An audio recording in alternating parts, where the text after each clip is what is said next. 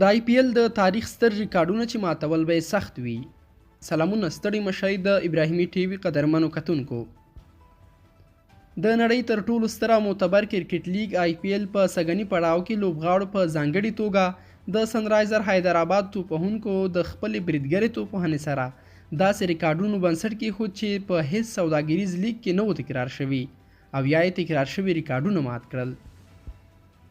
سږکال د لومړي ځل لپاره حیدرآباد په آی پی ایل کې د ممبئی پر وړاندې د 200 منډو لومړنی لوړ هدف جوړ کړ چې په دې سره یې په 2014 کال کې په آی پی ایل کې د چیلنجر بنګلور د 262 منډو د لوړ هدف ریکارډ مات کړ.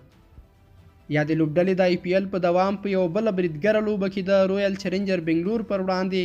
د 208 منډو ستر هدف جوړ کړ چې په ورته وخت تر اوسه په هیڅ سوداګریز لیګ او شل اوریز کرکټ کې دومره ستر هدف